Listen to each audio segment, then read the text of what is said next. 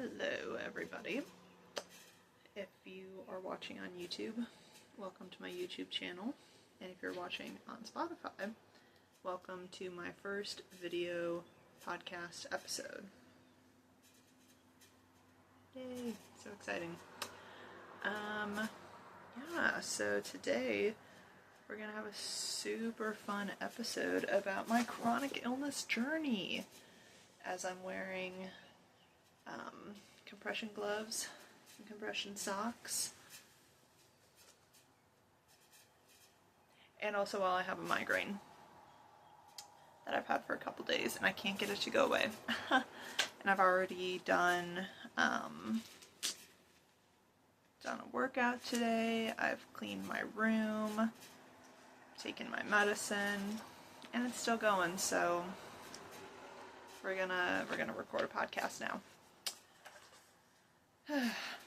Okay, chronic illness journey. We have a lot to cover, and we're gonna be covering since 2021. There's been a lot of shit that's been going on. Disclaimer: nothing that I'm going to tell you is medical advice, and you should not do anything without consulting your doctor, because that's important. I am not a medical professional, so you should not do anything that I say. You can maybe try, but you should talk to your doctor.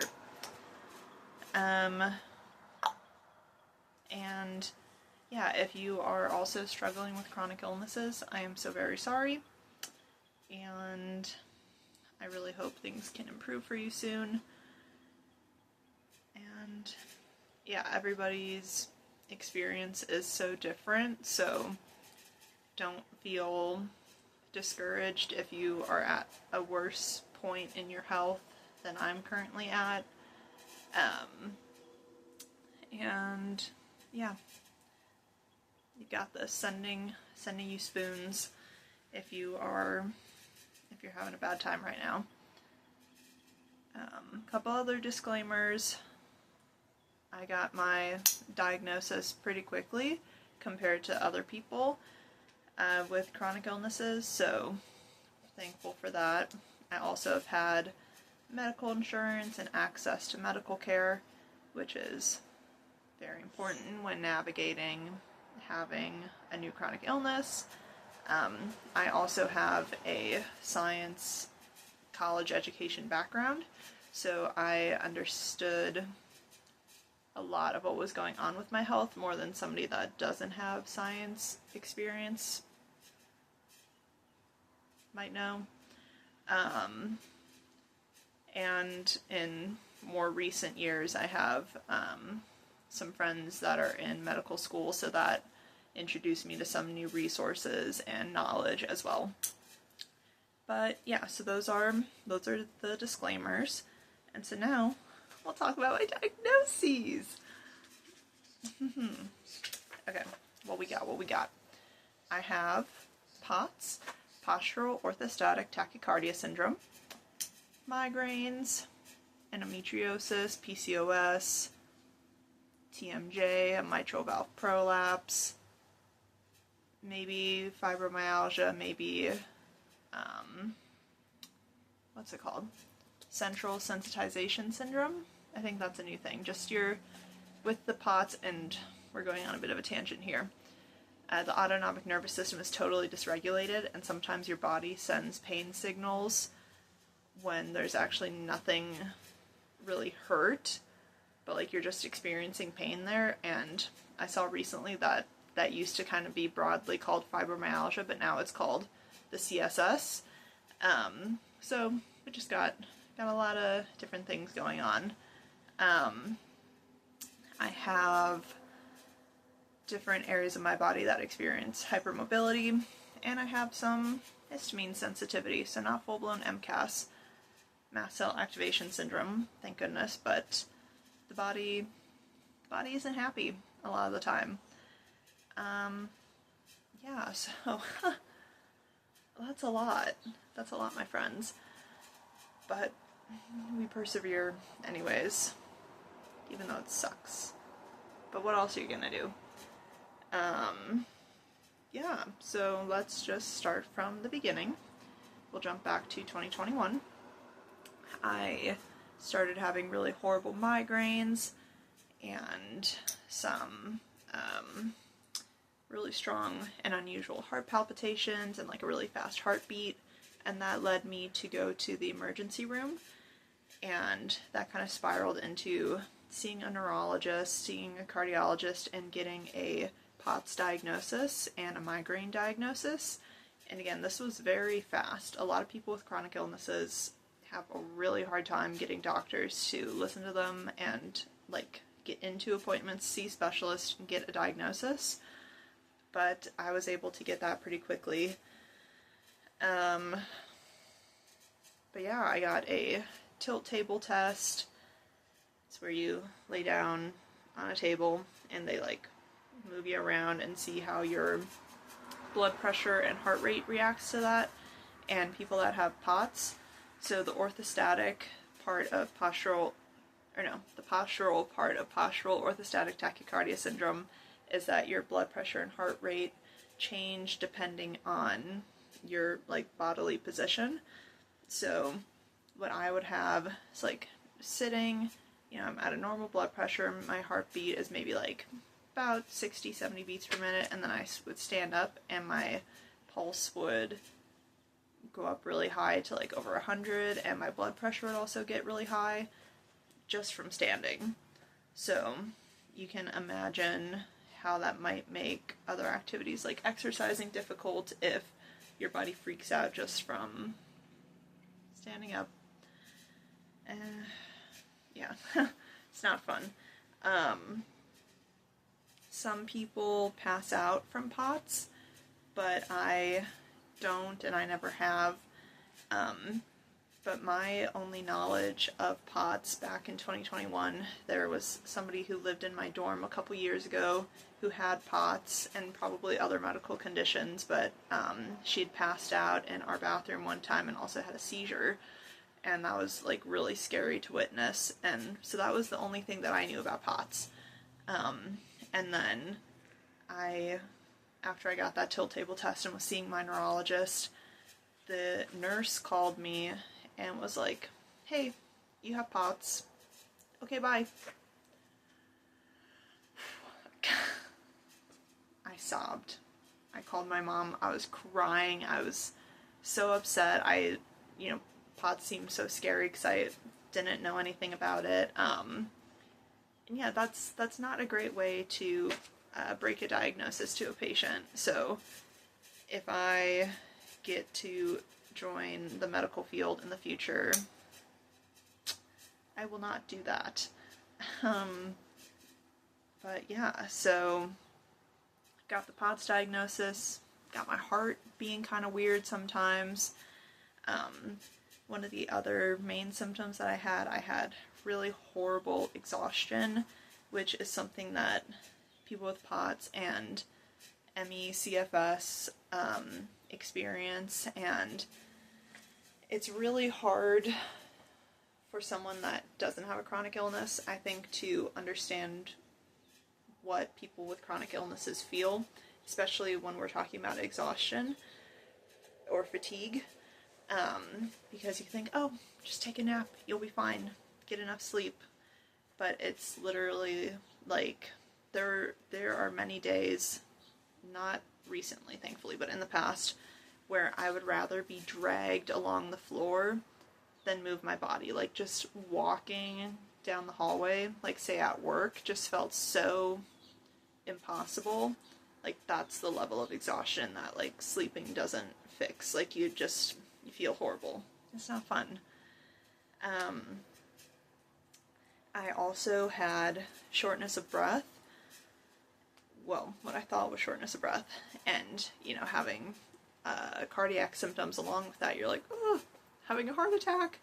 So I did have a lot of ER visits while I was still collecting all of these diagnoses and figuring out what was going on with my health, because on their own, when you're not used to these things, you're like, this feels serious, this feels scary.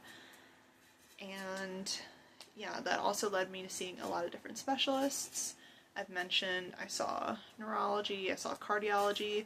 With this kind of shortness of breath that I was feeling, I went to a pulmonologist, and they were like, your lung function is fine, but like, here's an inhaler, which of course didn't help because I wasn't having asthma and I wasn't really having true shortness of breath.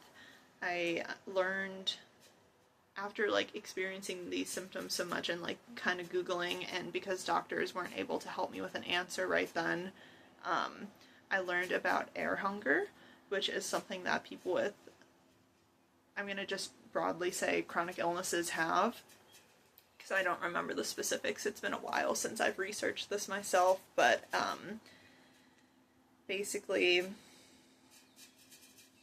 probably again with like the autonomic nervous system that controls like your automatic functions like your heart and your breathing, and when that's dysregulated,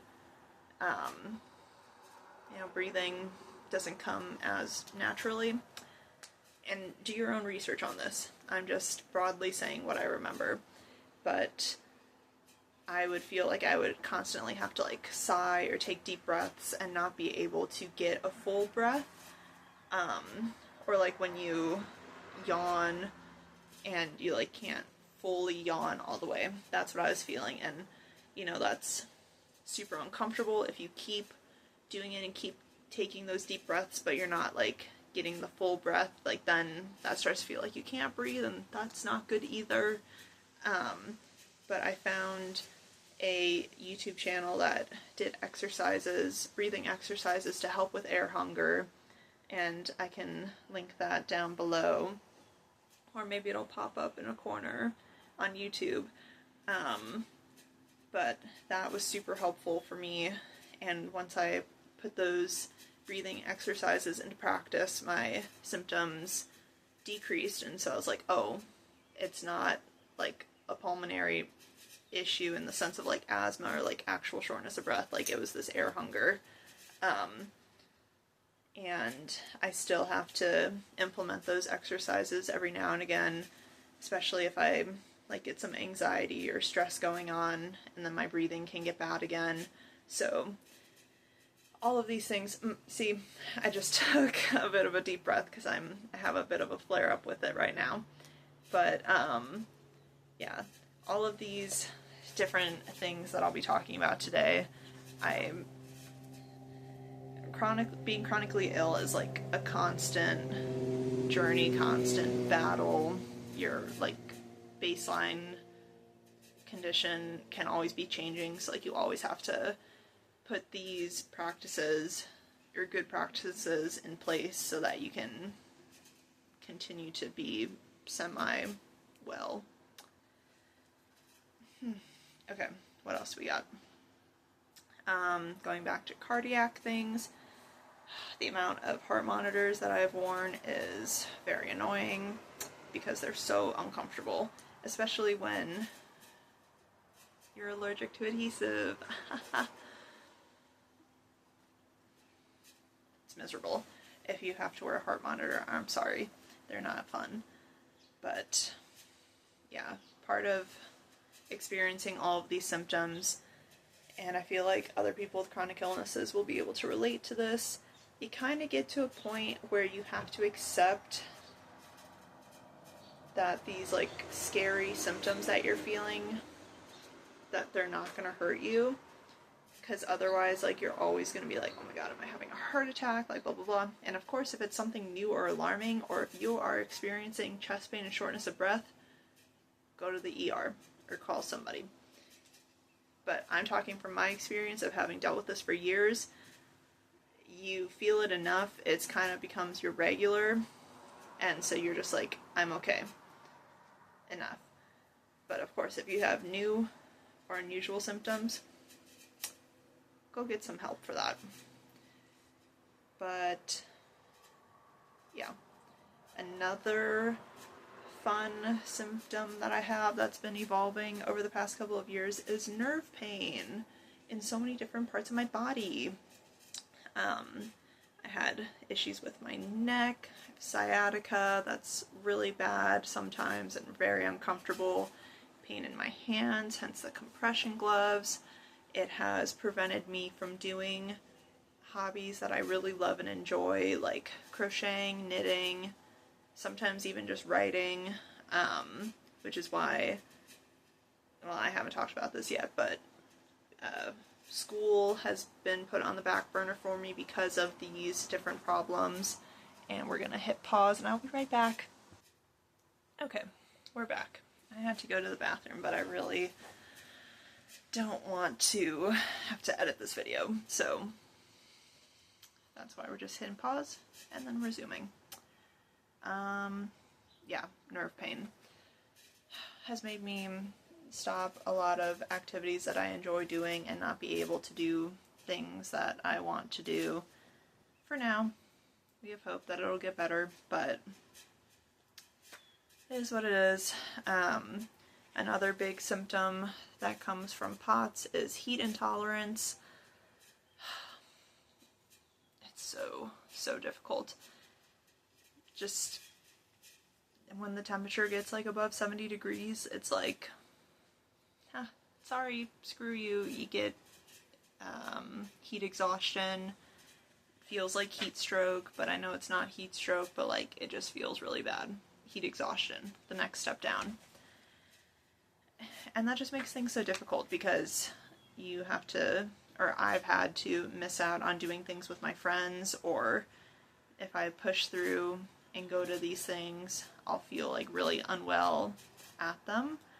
Like last year, or last summer, my friends and I went camping, and we went on a hike beforehand, and it was like over 90 degrees, and hiking itself is already hard. In hindsight, it was stupid that I went on the hike anyways, but you know, whatever. Sometimes you don't pace yourself as well as you should because you don't want to miss out on things with your friends. But I got heat exhaustion real bad.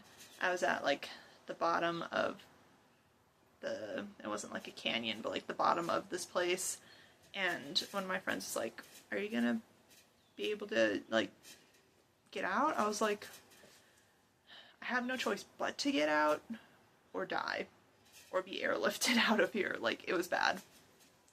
But we made it, and thankfully it rained. If you watched my vlog, you would see that. But yeah, so heat intolerance is really difficult. Even indoor temperatures, if it gets too hot and then you feel horrible, your body just can't regulate temperature and you just can't exist normally like other people do. And it's frustrating sometimes, 'cause like especially during the summer, people love to just sit out in the roasting hot sun, and I'm like, I can't do that. Like, I can't do that for more than 5 minutes, or else I'm gonna feel really unwell and it's gonna take me a really long time to recover from it.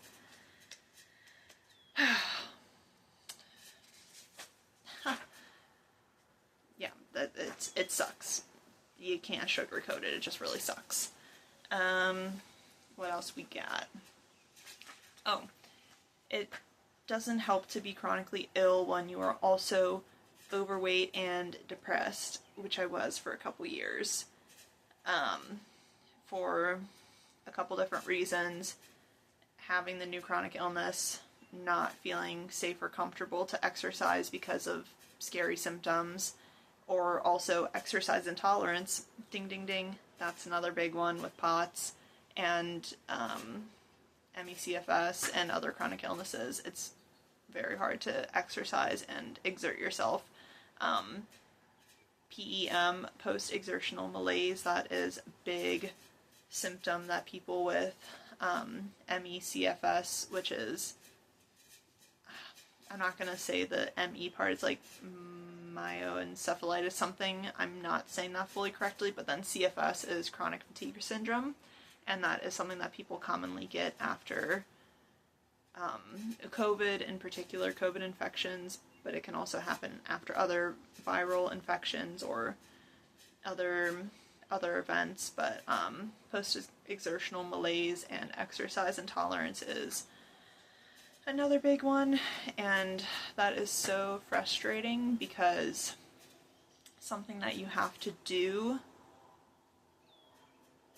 something that some people have to do if you're able, is exercise consistently to improve your symptoms.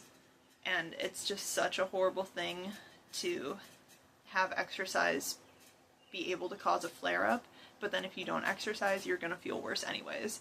So it's like a never-ending cycle that is just so frustrating. But yeah, so from a variety of factors, I was a bit overweight and depressed, but then doing therapy and finding exercise that was comfortable for me to do helped me improve in both of those areas. And yeah, I still feel it today. Like I've had a period recently of falling out of my routine and not exercising consistently, and so my chronic illnesses are flaring up. But then I did workouts today, and lo and behold, I maybe overdid it a little bit, but I feel worse from doing them.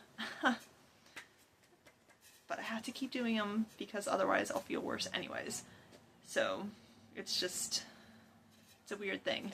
And I feel like people don't understand that's what people with chronic illnesses go through. So for example, like I said, I have not been exercising consistently, haven't been sleeping well, eating a little bit poorly recently, so I'm not feeling very good. So then today, I decided to do my little arm workout with weights and do a dance workout because I like to do dance workouts to get my cardio. And then I do all of this while having a migraine, and then I finish the workouts, and lots of different things are flared up. My sciatica flared up, so I have really bad nerve pain. A back injury flared up, so my back hurts. Some different nerve things going on in my arm flared up, so that hurts. My hands hurt, hence, again, the compression gloves. I still have the migraine, and yeah, I've got some heart palpitations too. And when I finished my workout, I laid on the floor and elevated my feet and iced my ankle because my ankle also hurt. And I feel like to anyone that doesn't have a chronic illness or health problems, that would be like kind of shocking to know that, like, because you think people just work out, oh, they might feel sore in a couple days from using their muscles, but when you're chronically ill, it's like you're gonna have that muscle soreness, but you're also gonna have like a bunch of other things in your body that aren't working right feel really bad, like either immediately after or in the days after. And yeah, so if any of my friends are watching, yeah, that's what I go through. It's not fun. It's not fun because I sometimes have to cancel plans because, well, I push through a lot of the times. To any of my friends, I'm often in pain in a lot of different ways when we're hanging out, but I'm pushing through because I want to see you, so be grateful for my presence. But a lot of people have to cancel plans and stay home and rest and recover when those flare-ups happen, which is okay to do. You rest when you have a flare, but yeah, it's just difficult to navigate everything. And in addition to that, kind of having to cancel and miss out on things, having chronic illnesses kind of brings up a lot of fear and uncertainty when you're trying to go about living your life like a normal person. I kind of talked about it already with when I went to the ER sometimes for scary symptoms, but I also, if I'm going on like not even a full road trip, like if I'm just driving an hour and a half away, like I'll bring my blood pressure machine with me, like just in case like I have a flare up or something happens and like something scary happens, so I can like take my blood pressure and see like I'm actually okay. Yeah, there can also be like kind of fear and loss around doing things or not being able to do things anymore. Driving was difficult for a while from like the exhaustion, and also driving on the highway is stressful. And then so you're stressed, you have palpitations, you're like, whoa, lots of things are happening, and that's scary. I already talked about my hobbies, not being able to do some of those because of different chronic pain issues. Also talked about school being put on a back burner because I'm building back up the ability to be able to be capable of doing it, but for a while it was not possible. Obviously being chronically ill impacts relationships. Dating is hard, or can be hard, if you don't find somebody who's empathetic and wants to care for you. Well, not care for you, but can be there for you and can support you when you're ill. It's difficult. Some people are not good people and will be like jerks about it if you have a chronic illness and call you a burden.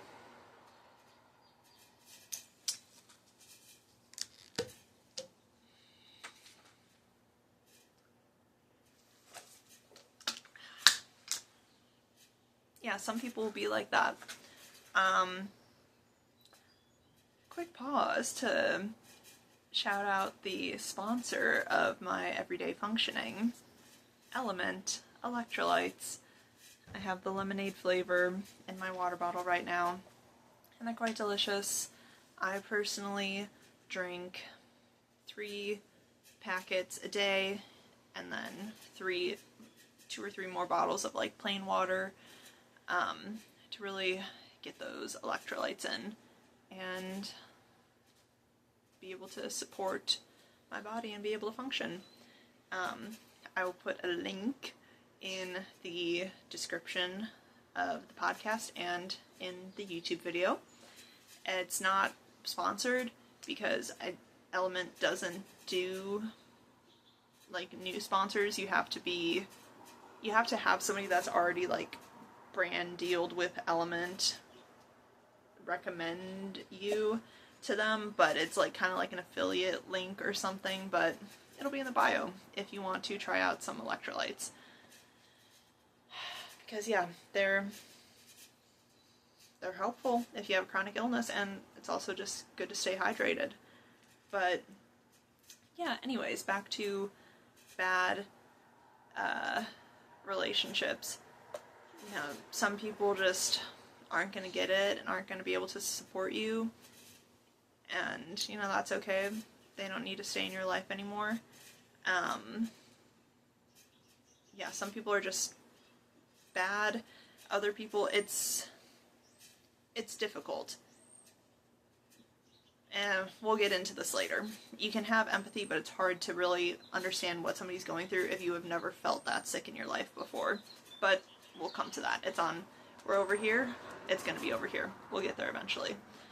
But yeah, being chronically ill can strain relationships. It can strain friendships. It can also be difficult with family. And I experience that too. Sometimes people don't understand or believe what you're experiencing. And that can cause a lot of stress and distance in a relationship because, sorry, what do you mean you don't believe my, like, actual medical diagnosis that I have, but whatever. Again, we'll get into that a bit more, but it's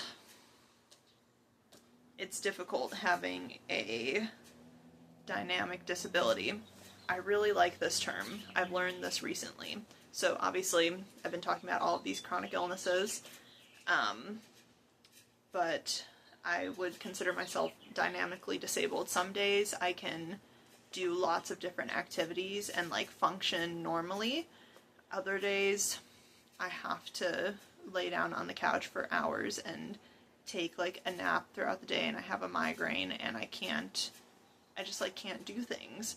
And that is difficult for people on the outside to understand, because they can see you on a good day and then they're like, if you can do all of that stuff, then why can't you always do it? But that's the dynamic disability part of it. It's, you're not experiencing the same things every day. So yeah, every day looks different, and your activity levels and abilities look different every day. And that can be hard for people to understand. Another difficult thing that comes with chronic illness and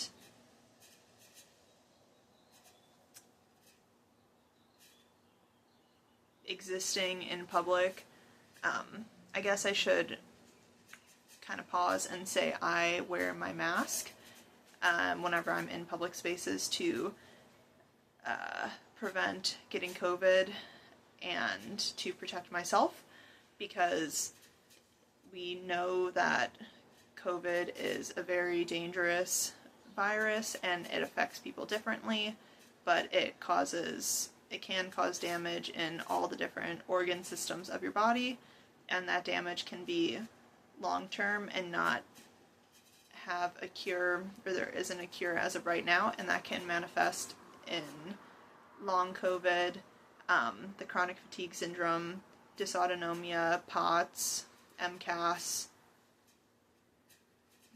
Yeah, basically COVID is not a good thing to get, and it can be very dangerous, and I have worked very hard on my health to get to a point where I'm at a better place than I was 5 years ago. And so I don't want to get COVID and ruin all of the progress that I've made. So I wear my lovely N95 mask anytime that I am in a public space or around other people. But we all know the discourse that exists around masks and still caring about COVID and not wanting to get COVID. And you get some people that will harass you. I've had people yell, get in my face and cough directly in my face, yell at me, just like on the street, in a bar, just like in public, for wearing a mask. And it's like, you guys are so stupid. Like, I'm not doing anything that's hurting you, so stop harassing me. But yes, that's just annoying, and something that unfortunately exists for people that try to protect their health and are chronically ill in a public space. It's just not a fun thing.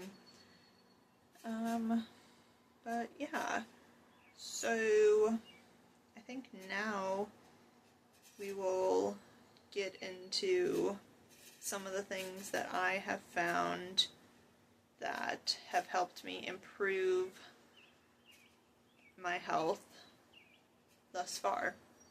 And I will pause again because I need to drink some of my electrolytes. Okay, we're back. I totally forgot that I wrote out, what's it called? I wrote out the different things the different topics that I wanted to talk about in the order that I wanted to talk about them in. And I haven't really followed that. So there's one other thing that I'm going to talk about before we get into what worked for me. So, something that chronically ill people can relate to is bad doctors. It happens. It's a difficult journey to find a specialist wait months to get in to see a specialist, and then to have them be like totally dismissive or just like an asshole, frankly. And I have seen a lot of doctors, and I've had my fair share of bad doctors, unfortunately. If you are going through this journey right now, I want to encourage you to not be discouraged by the bad doctors that want to totally dismiss your symptoms, or that are just straight up rude to you. I'm sorry if you experience that, and we don't deserve that, and you should try to find another doctor, if you can, because you deserve the best care possible. But yeah, that is something that we have to deal with frequently, especially because a lot of these conditions are not well known, not well studied, and yeah, so that it's difficult. You really have to advocate for yourself when you have a chronic illness going into an appointment. You have to, it's kind of insane the amount of work that we have to do when we already don't feel good, and we have to come in with knowledge about our condition if the doctor is not familiar with it, and just like really advocate for ourselves and our symptoms, because what we're experiencing is real. But, you know, dysautonomia, chronic pain, a lot of doctors just aren't familiar with it at all, or don't really respect it, or just don't know the best thing to help you. And that is a tricky burden to have to deal with when we already have put so much effort into getting to the point of being able to see a doctor and like being really hopeful that they'll be able to help us, and to not get help. It sucks. But anyways, so what worked for me personally? And like I said at the beginning, this is not medical advice. I'm not a medical professional. If you want to implement any of these things in your life, always consult with your doctor first. But yeah, I will give you some examples and resources that maybe if you've never heard of these things, they might be able to help you out. So I already talked about learning about air hunger and doing different breathwork exercises to improve that. Meditation can also be beneficial, and this kind of goes with just the dysautonomia, the autonomic nervous system, the cranial nerve that, okay, I'm pretty sure I'm right about this. I am pretty sure I am correct in this statement. The vagus nerve is a cranial nerve that controls these autonomic functions. So when you have this dysregulation, the vagus nerve is going to be impacted as well. And there are different resources out there to kind of like vagus nerve exercises to help calm down the either inflammation or just like overstimulation that this part of your nervous system is experiencing. So one thing that I do is every night I listen to a meditation, either a chronic pain sleep meditation or a vagus nerve healing meditation by Chibs Okereke. Chibs, I love you. You have helped me so much. I will link his YouTube channel down below. He has really, really great videos. But yeah, just doing like breath work and stuff to calm down the vagus nerve. Very, very helpful. With my therapist that I see, we've done some CBT, cognitive behavioral therapy, That's been beneficial for me. This sounds kind of crazy, but I've learned a couple different techniques. That's like maybe CBT, but also like visualization techniques to help with chronic pain. And let me detail some of them for you. So one, and I don't know what this is called, I've forgotten at this point, but if you have pain, say like your eye is hurting, like if you have a migraine like I do right now, you can like close your eyes and like visualize what color that pain is. This sounds crazy, but hear me out. Hear me out. And so like if you're able to, like maybe you're one of those people that can't like think things inside your head or like visualize things in your brain, which I don't even know how that's possible, but if you can do that, try this out. So I'll like close my eyes and I'll visualize the pain, and I'm like, I don't know, maybe it's like a bright magenta color. And what you do is you see that pain and then you like you're like trying to shrink it in your mind. You can do like the H2O, like using their powers, like that sort of thing. If you're into H2O, but you like want to visualize that color like shrinking down until like almost doesn't exist anymore, and then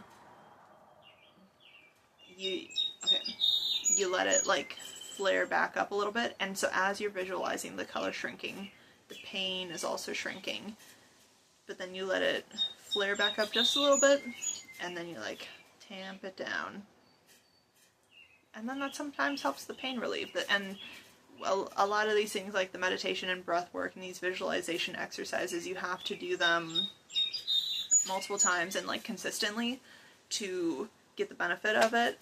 And you know, maybe some of these things are placebo, but if it helps, it helps. You gotta do what you gotta do. So I like that one a lot, visualizing the color and like shrinking it down.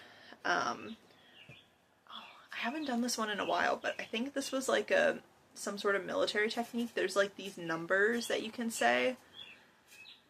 Oh, I forget what it is. If I find this, I'll link it below. But like you like say these numbers and it's supposed to like decrease pain. I don't know. Kind of crazy, but like sometimes it works. And this is probably my most favorite one to do recently. I learned it from one of Chibsakarake's chronic pain sleep meditations. So we've got our eyes closed. We're trying to go to sleep, and we visualize an environment. I will often visualize like it kind of ends up being like the scene from Lion King where Simba is like at the water's edge and then like Mufasa's in the sky, because it's kind of funny. Chibs is like, so you're like imagining this space, and he's like, and I'm there too, and then I just imagine his head as like Mufasa up in the sky. I'm like, thanks Chibs, we're gonna get through this together. But so you're like visualizing a calm environment. The first time I heard this, it was partially like the Pixie Hollow tree, and so like there's just like fireflies and like little like twinkly lights everywhere. That it could also be the tree from like Guardians of Ga'Hoole. Like I don't know, it's just like a big cool tree and there's like lights in it and it's really awesome and I would love to live there. But back to the main point. You're visualizing this, there's some body of water, and you have like a nice little soft boat or like a nice fluffy cloud or pillow or something that is there, and then you're putting these pain signals onto this fluffy safe space, and so you're like pulling them from wherever it hurts and they're like resting on this thing, and they can gently float off into the peripheral of your mind, so the pain signals go away and then they float away, and so you take them away from your brain. And I don't know the exact science of how it works, but it helps me, and maybe it'll help you. It's a lovely thing. My therapist also told me, because I'm an artist, I'm like trying to keep in touch with like being creative and doing different things like that. And so she told me to envision like a little character in my mind. Either the character is like the pain that I experience, or just like just like a little thing going on in my mind. Kind of like SpongeBob. I think it's SpongeBob, where he's got like all the little mini SpongeBobs in his brain, like controlling everything. But mine are the little characters. I need to pause and Google what they're called. Okay, Smiskies. These little guys. That's what I've got going on in my brain. So sometimes when I'm like really stressed or overthinking something, I see one of those little guys and he's just like really freaked out, and I'm like, it's okay, like you're fine. It's kind of kooky, but like, I don't know, it helps. And like I said, you gotta do what you gotta do. And it's kind of fun to just be like, ha, this little guy in my brain. Yeah, I don't know. That's what I'm doing. That's what I've got going on in my brain. But it helps. So, yeah. Oh, I think I started saying this and then I stopped. But with nerve pain, there are things called nerve glides. When you have EDS, Ehlers-Danlos syndrome, oftentimes when people like have pain, like they want to stretch it out, but with EDS, stretching too much can actually be a bad thing. And of course, listen to your doctor, but that's just kind of how a body with EDS works. But nerve glides can be a beneficial thing, and you're just like flossing the nerve. So if it kind of has gotten like stuck, just doing a nerve glide can help it move easier and can sometimes help decrease the pain. So I do several different nerve glides. So the brachial plexus, it is the like network of nerves for your arm that goes all the way like down to your fingers. And you know, of course it like comes off of your spine, or your cervical spine, but whatever. There's lots of different ones that you can do for your radial nerve, median nerve, ulnar nerve. If you have like pain in your pinky or like the side of your hand, that's coming from your ulnar nerve. So look up physical therapy tutorials of nerve glides. Those can be really beneficial. A lot of pain and stuff that I get in my face and like with my migraine seems to follow the trigeminal nerve track. So I do trigeminal nerve glides as well. And yeah. So like I said, overstretching is bad, nerve glides are helpful, and then overall strengthening your body, that is a good thing for people with some of the different conditions to do, because just building up your strength and like your muscles can help support your body, especially when you have EDS, and it like supports those unstable ligaments. So that is something that you can look into. Getting physical therapy has also helped me tremendously in several different areas of my body. And then, like I talked about earlier, staying consistent with these different either breath work or meditation exercises, and just like other regular exercises as well. Even when you have a flare, like take the intensity down, but stay consistent.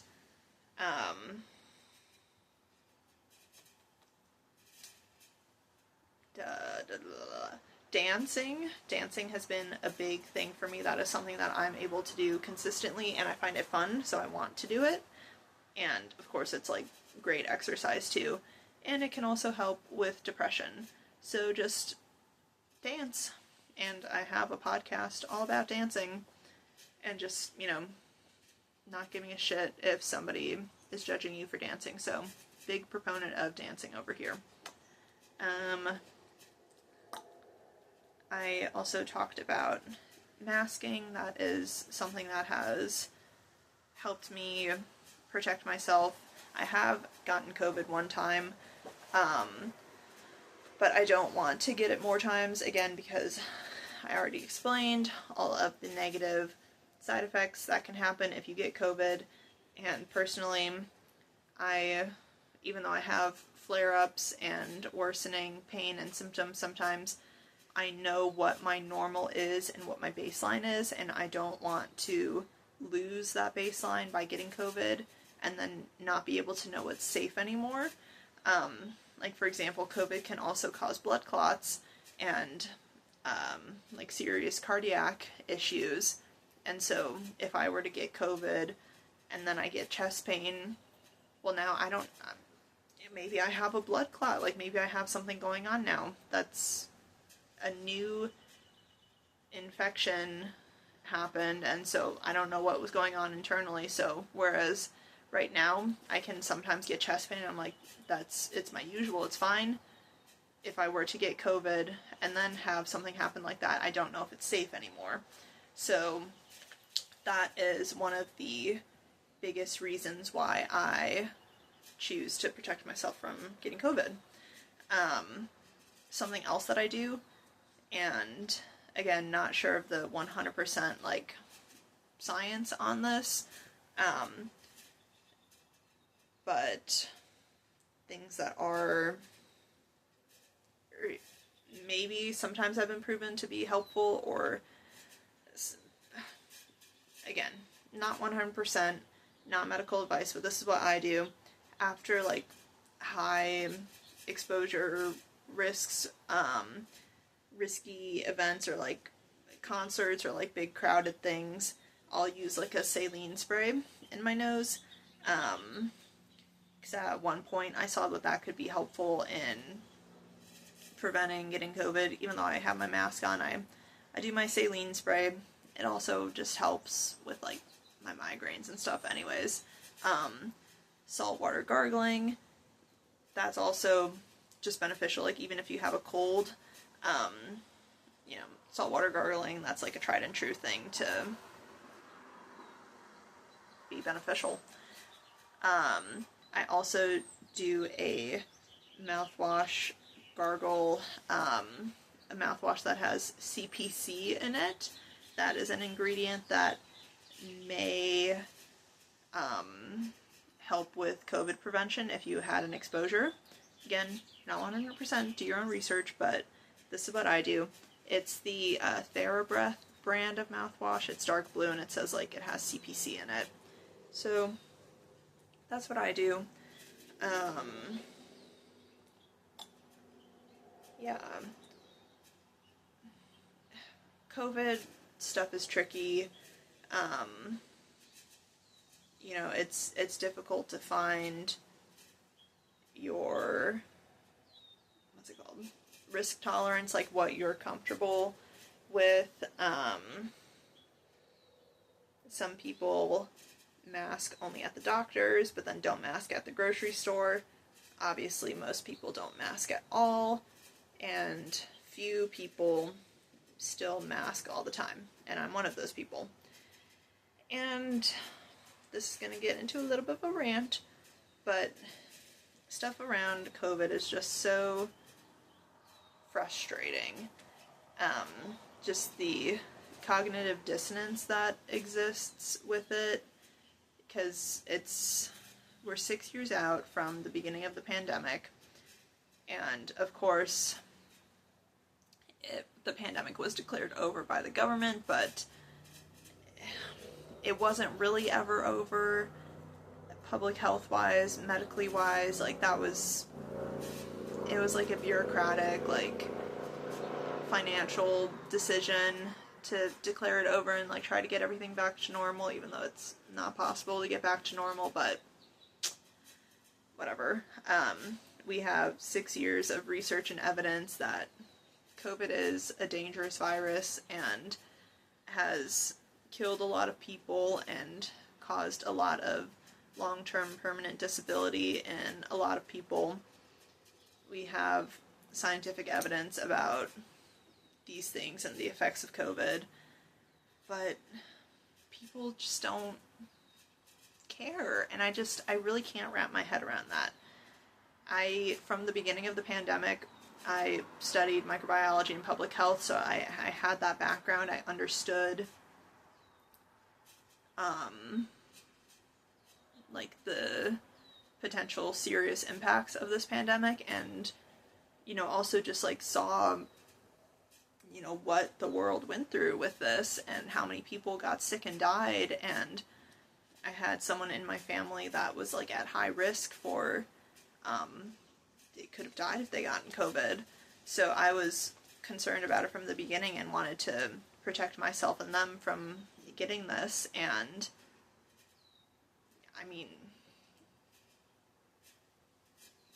like I just always took it seriously and just like knew how important it was not to get COVID. And it is tricky to understand people that don't take it seriously. And I say this and I have a lot of frustration, obviously, with people that don't take COVID seriously, which is everybody, basically. And this is tricky. I want to like say that those people are stupid, but then at the same time, like, that doesn't mean that I hate my friends for not taking COVID seriously. But it's also like, you're all scientists, you're all getting your PhDs, like, it feels like it should be common sense. But so I don't hate my friends for that, and I can't hate everybody that doesn't take COVID seriously, otherwise I would have a lot of people that I hate. But it's just, the cognitive dissonance is just crazy. Like, I had somebody who had asthma and was very concerned about getting the flu and got their flu shot and was like, I don't want to get the flu, like, that can really mess me up and be like really like dangerous for me. It's like, yes, that is true, the flu can be very dangerous, but then they have no concern about COVID. And that's just really a failure of what our like public health agencies and government did during the pandemic, like dismissing it, saying that it doesn't affect certain populations when we didn't know that for certain, and just, maybe it's a trauma response for some people. They just like want to forget it ever happened and act like everything's normal because they don't want to be conscious of being in danger 24/7 from if they were to get this virus. But it's like, girl, what do you mean you're scared of the flu but you're not scared of COVID? Like, it's kind of ridiculous. But I'll say a couple other things and then we'll move on from it. But okay, let's talk about HIV and AIDS. Everybody knows about those viruses, or that virus, and that you don't want to get it.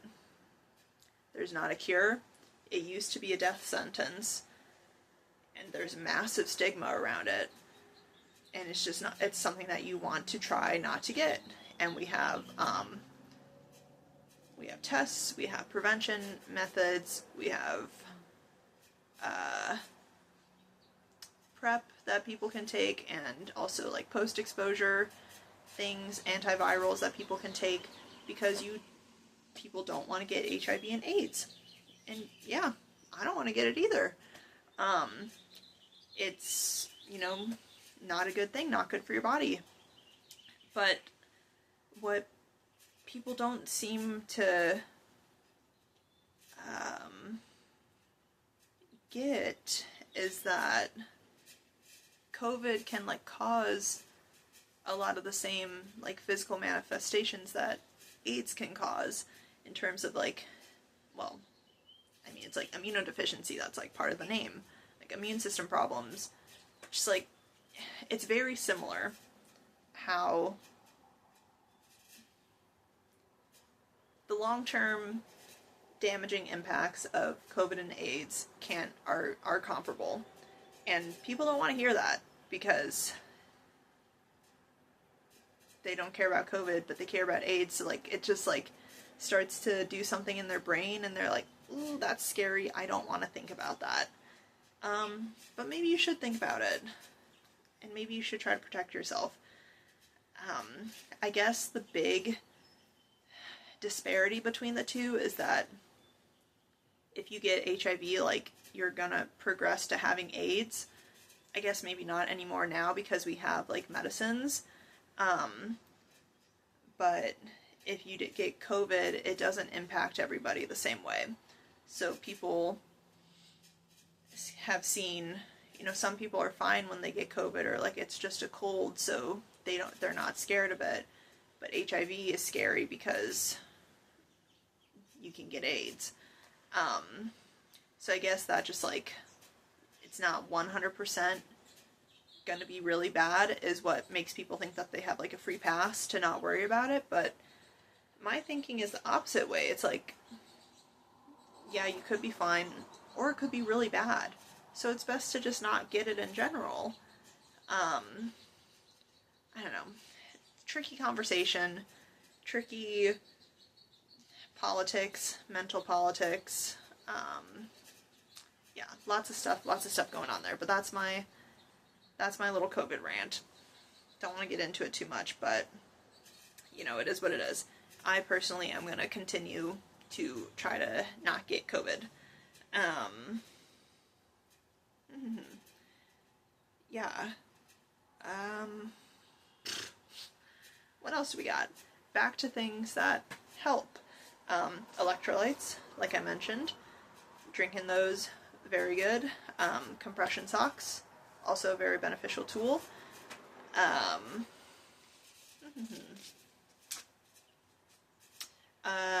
I have implemented some dietary changes because I realized that I have a bit of a histamine intolerance, so what I'm currently doing is being gluten-free and also trialing being dairy-free, and it has improved some aspects of my health. So if you try all these other things and stuff isn't working, maybe you can go to a dietitian and see if there's something that you need to alter in that sense. But again, talk to a medical professional before you make any major changes to your diet, including adding electrolytes into your daily use. Yeah. What else?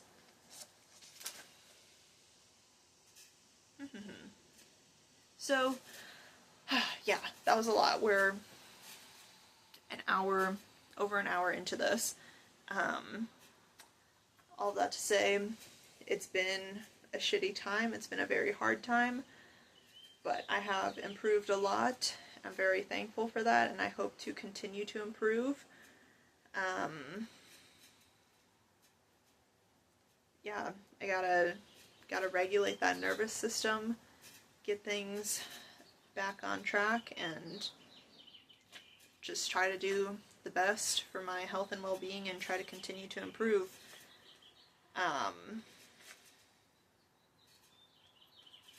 Yeah, this is something that my therapist has told me a lot, and something that I've like come to be proud of myself of with her help is that I have accomplished a lot despite being so sick. And I'll get back into this bit, but like, it's kind of hard to understand what having these chronic illnesses feel like if you've never been that sick before. But I have pushed through a lot of the social endeavors that I do. I'm pushing through pain and discomfort and not feeling good, because doing those things is important to me. And a lot of people that are chronically ill, they're not able to do that. And that's totally valid if you're at that point, or if that's how you have to operate right now. But I've been able to try a lot of new things, do a lot of things, physically and socially, despite being sick. And sometimes I think, like, I could have done more, I could have done better, but, you know, my trusty therapist, she reminds me how much I have actually done, and it's pretty damn impressive. Yeah, so that's that on that. And I don't really have a good, like, transition for this, so I'm just going to switch to talking about, like, the chronic illness community. And I hope this video finds people, and I hope it can be beneficial to you. But also, if at any point, if hearing about different things stresses you out, and this goes for my video and other content on the internet, if it stresses you out, or if it makes you upset because you're not at that point in your life and you're not able to do those things and that's upsetting to you, don't consume that content. It's okay. Sometimes this community can be very beneficial. It can help you with finding different resources. If someone else is experiencing a symptom that you are, and you're like, oh wait, that's something that I can take to my doctor now. Sometimes it can be very helpful. Other times it can be very discouraging or even toxic or triggering. So I just encourage you to consume content with a grain of salt, and if it's not good for you, you don't need to watch it. It's okay. Side note, you can tell I'm having a flare-up because I'm having, like, flushing in my face. That's another common symptom with this whole, all these different chronic illnesses. So my face is red and hot and uncomfortable. But whatever, we persevere, because I have a few more things to talk about. If you have someone chronically ill or COVID conscious in your life, I would encourage you to take action to help them feel safe in your company.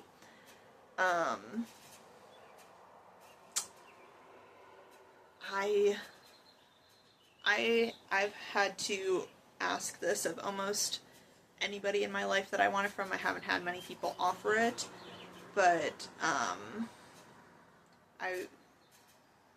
something that you can do is to get tested for COVID before, like, a gathering. That way there's peace of mind that you're not sick symptomatically or asymptomatically, and the person that you're with can be comfortable that they are not going to get sick. And, you know, it'd be nice if people that I care about could just take that easy action to help me feel safe without me having to ask them, because, like I said, some people can make you feel like a burden for being chronically ill, and that's not fun. And you can also feel like, you can kind of feel like you're doing too much. Like, if you ask people to take a test before hanging out with you, and I only do that if I, like, want to be unmasked around people, just for my peace of mind to know that, like, you aren't actively having a COVID infection, because it's not that hard to take a COVID test. It's really not. If somebody in your life wants to be careful around COVID, take a test for them. What I like to ask of people is to take 4 tests in total, 48 hours apart, and what I do is partially from anecdotal evidence or personal evidence. When I had my COVID infection, I felt sick. I swabbed my nose, that test was negative.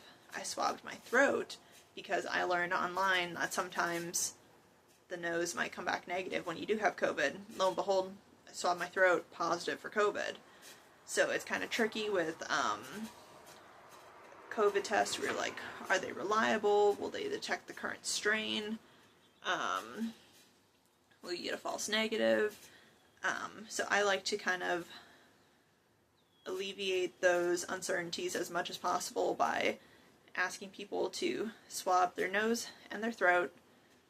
You can do it in 2 different tests because, I don't know, I personally don't want to put what was in my nose in my throat. I'll use 2 different swabs. In the morning, before you brush your teeth or like drank anything, so that you get a nice high viral load if you're sick. So you swab your nose and your throat in the morning, negative test result, yay. 48 hours later, you do the same thing, and it's just a little bit more certain. It's not 100%, but just a little bit more certainty if you have negative tests 48 hours apart that you do not have an active infection. Of course, it might not be 100%, but it's just slightly more likely that you're not sick if you take those tests and you're negative. So that is what I like to ask of people if I want to be unmasked around them. And yeah, it's not that hard to do, and I still often get like stressed out asking people to do that because I'm like, oh, I'm like asking too much of them, but like really, it's not asking too much. And if people don't want to do that for you, like, why are you being like that? Like, why can't you do something that's really simple? And I've had people be like that. It's frustrating. But for the most part, people are okay with it and they understand because, like, yeah, they care about you and they don't want you to get sick. So they'll do that very easy thing for you. But yeah, that's something. That is something. Yeah, I think that's it. That was a lot. And if you've listened to this entire thing, thanks. Now you know way too much about me and what I deal with every day. Oh, no, I didn't finish. I have one other thing that I want to talk about. If you are a healthy person and you have somebody in your life that has a chronic illness and you found yourself thinking, they seem fine, they seem like they're overreacting, it's not that big of a deal, they're probably fine, blah, blah, blah, blah, blah. Have empathy. Do research. Ask them to share what they experience if they would like to. Because it can be hard to understand what someone with a chronic illness is experiencing if you have never felt that level of pain or illness in your life. It shouldn't be hard to have empathy, but yeah, I've seen it. Sometimes people just don't get it, or they might say that they get it, but then you see in like different ways that you interact or like different things that happen, they just still don't truly get it. And you know, they might never get it, but just try. Use your brain, use your heart, use some empathy, and just have empathy, help out, just do some nice things for your friends that are chronically ill. Because like imagine the worst flu that you've ever had, like how horrible and fevered and icky and like exhausted that you felt, and imagine that never going away. Imagine having to have that every single day.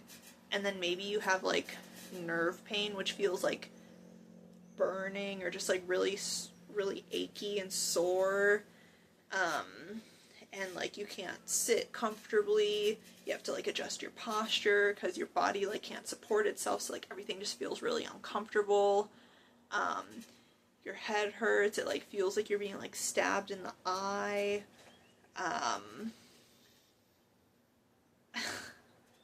Yeah, just like imagine having to deal with that stuff every day, and then like maybe you can have like a tiny bit more empathy, because I don't want to say that I get it. I get that it's hard to have empathy, because I don't know, I feel like I have had empathy before I got sick, so I can't say that I get it, but I can say that I've seen it happen. It's hard to truly understand what somebody's going through when you haven't gone through it yourself. But just try. Just try. Support your friends. Support your community. Because we're all in this together. COVID is disabling a lot of people. I think we're going to see, and maybe the general population will understand the impacts that COVID has had when it's decreasing our cognitive ability, and that starts showing up in the workforce.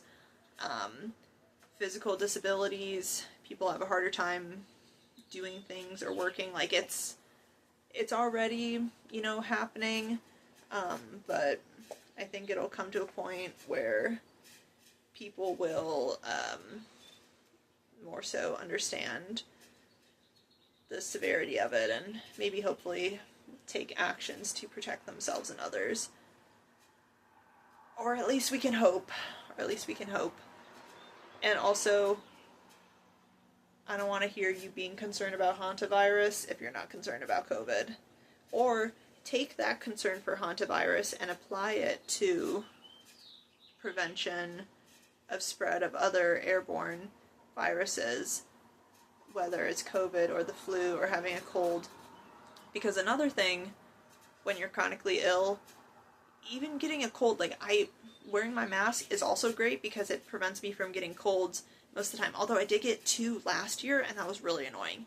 But it takes a really long time to recover from, a basic cold when you're chronically ill. It's just a lot harder on your body. So, yeah, just, little disclaimer. It's great not to get sick. Come on, you guys. You know how much it sucks to be sick. Nobody wants to be sick. So, protect yourselves, protect others. If you're chronically ill, I'm sorry. Spoons and love to you. I hope, if you're in a flare-up, I hope it gets better. And, yeah, just, keep going, keep trying. Sometimes, if you have long COVID or ME/CFS, it can be really dismal, and I don't have a solution or advice for that specifically, but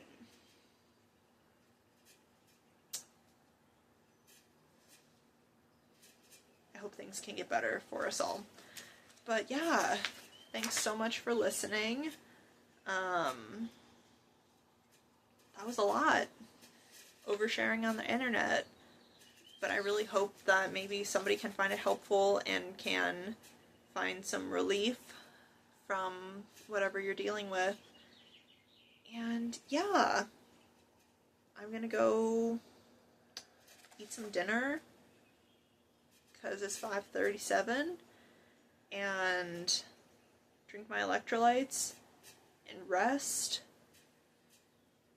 Maybe try to rally. I don't know, we'll see. But sometimes you just gotta rest. But yeah, I need to stop talking now. Thank you so much for listening.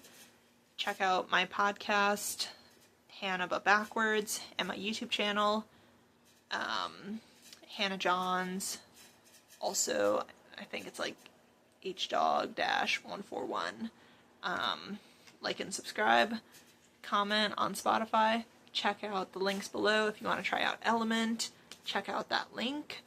And, yeah, I hope you have a beautiful rest of your day. Alright.